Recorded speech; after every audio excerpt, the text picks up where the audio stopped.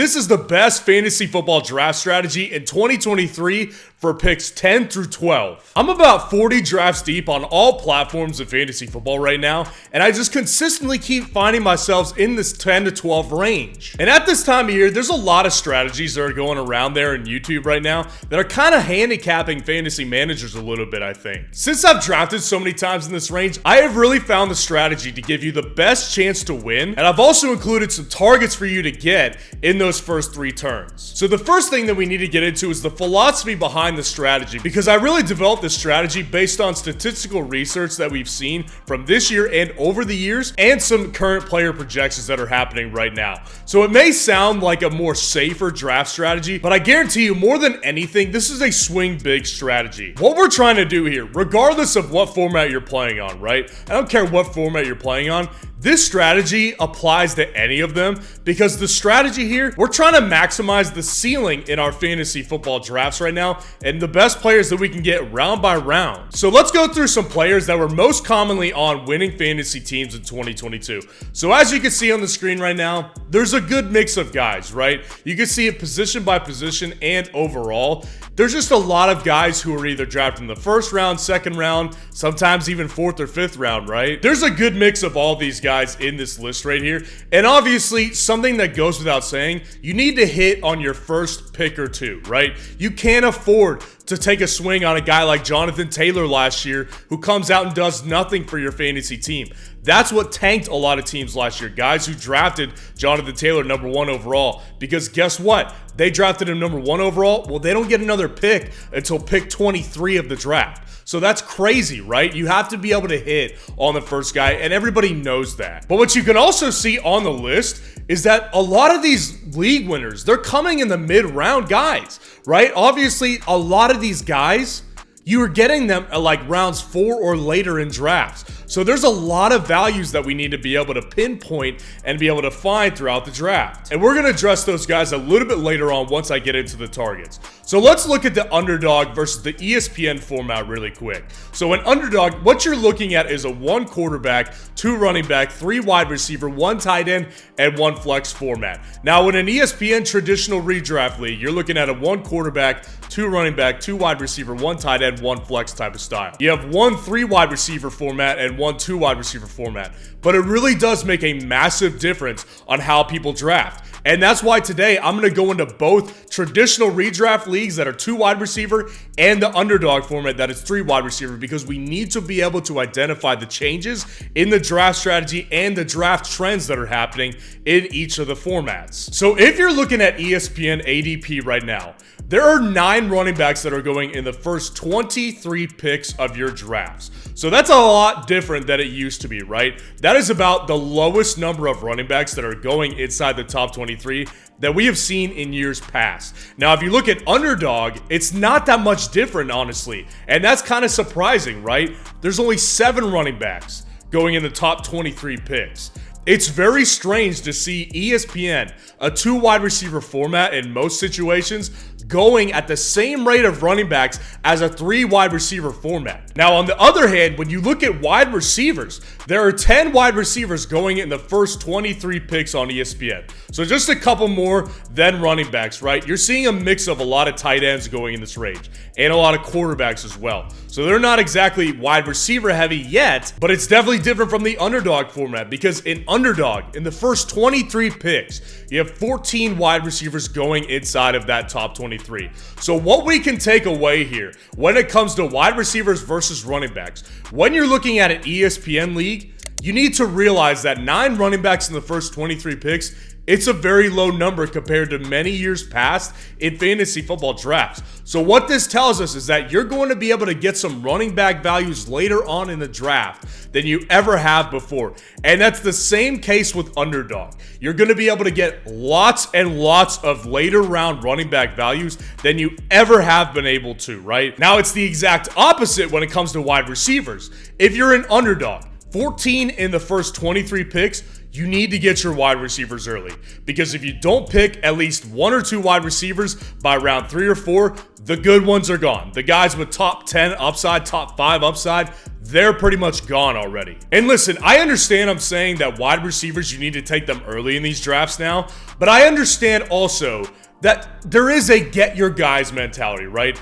If you have a guy that you just love and adore this year, you may be willing to reach over him and just disregard any kind of strategy at all just to get your guy. I do understand that mentality, but we need to remember in this video, we're going over picks 10 through 12. So a lot of the early guys like Justin Jefferson, Jamar Chase, Austin Eckler, Christian McCaffrey, they're already off the board by now, right? In some cases, you're going to see later on, once I start getting into the picks, you're going to see that I definitely am on board with this get your guys mentality in some circumstances. But the important thing to remember here is we need to go after values. Values are very important, and when you combine values with league-winning potential, that's when you can draft some real winners. So let's go ahead and get into rounds 1 through 2 of your fantasy draft. So if you're picking at 10 through 12, here are the guys on the list right there who are usually in that range. So when you're looking at an ESPN format, your guys are Jonathan Taylor, Derrick Henry, Davante Adams, Stephon Diggs, Patrick Mahomes, and CeeDee Lamb.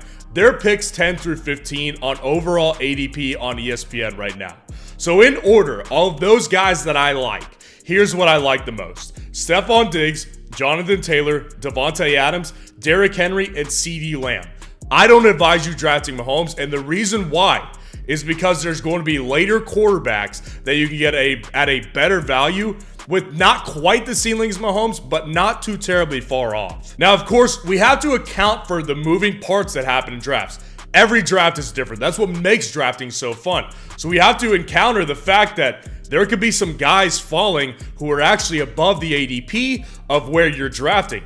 And the guys at picks 8 and 9 right now, they are Bijan Robinson and Saquon Barkley. So those are 2 big game changers that could potentially fall to you at the picks 10 through 12 area. I would put Bijan Robinson in front of Jonathan Taylor and Saquon in front of CeeDee Lamb. So then when we look at the underdog format, here are the guys picks 10 through 15.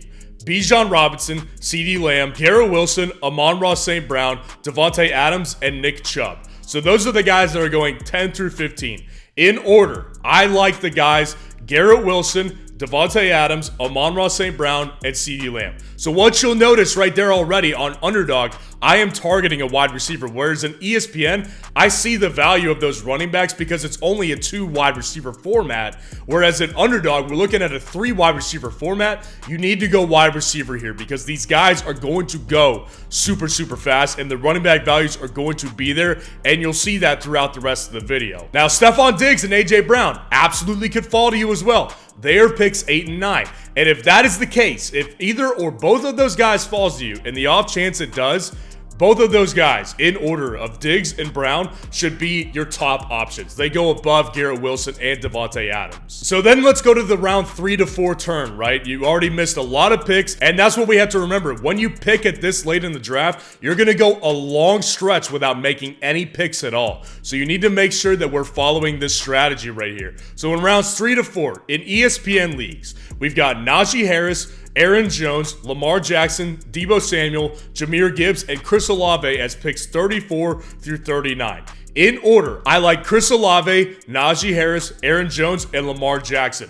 I would not draft Deebo Samuel or Jahmyr Gibbs. Deebo Samuel, I believe, is just not a very good pick this year in fantasy drafts, and I've explained that in several videos over the past couple of months.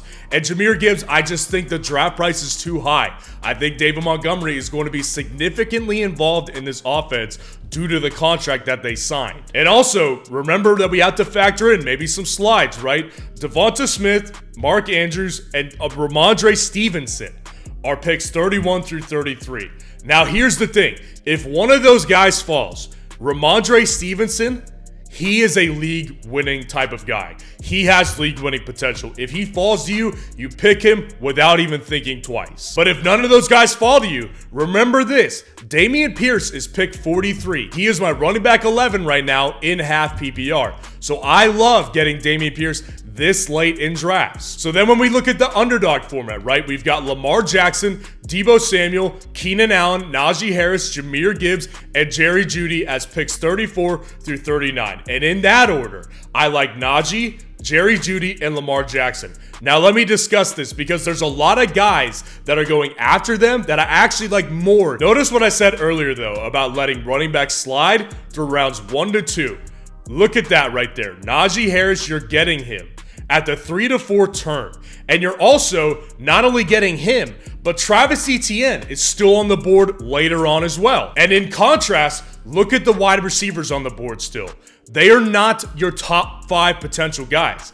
If things go right for Travis Etienne, I believe he could be a league-winning player with top 5 upside. Now, Breece Hall, Calvin Ridley, and Amari Cooper are picks 31 through 33. So there's a bunch of guys in this range, specifically at the running back position, that do have top 5 upside, whereas the wide receivers here, the best case scenario you're looking at is maybe getting a guy like Amari Cooper who could be maybe the wide receiver 10. Now, what you may have noticed in the thumbnail of this video, I actually reached to go get Justin Fields at the 4th spot, sometimes at this spot, because I love Justin Fields' potential. I think he could be a league winner this year. And if you want to get in on an underdog draft today, use code FFN at signup and they will match your first deposit up to $100. So now let's go down to the round 5 to 6 turn, right? So in ESPN leagues, you're looking at Calvin Ridley, Alexander Mattison, James Conner, Jerry Jeudy, Dallas Goedert, and Kyle Pitts in picks 58 to 63.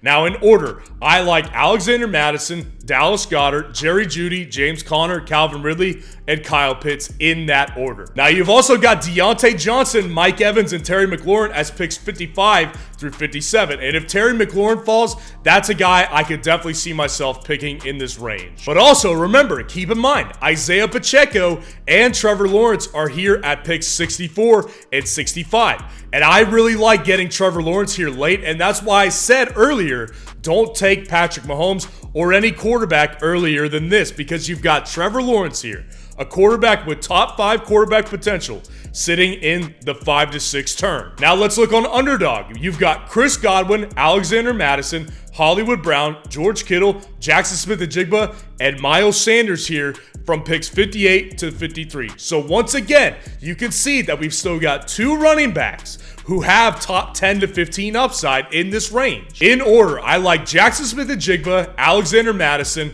Miles Sanders, Hollywood Brown, and George Kittle in this area. I believe personally, Jackson Smith-Njigba should be the unquestioned target here at the 5-6 turn. He has league-winning potential. I have discussed it several times this offseason. Now, there's also some potential quarterback steals in this area as well. You've got Justin Herbert and Trevor Lawrence around this range, right? So maybe you want to go after a quarterback. You can go ahead and get one of those guys. But I have very strong opinions here on picking running back because of those 2 running backs that I named, Miles Sanders and Alexander Mattison, and you've also got Dameon Pierce on the board a little bit later on. The running back values are significant here. And as you can see, the strategy here is to target league winners with great values. That's what we need to look at. And if you want to know which late round running backs have real significant upside, click on this video right here.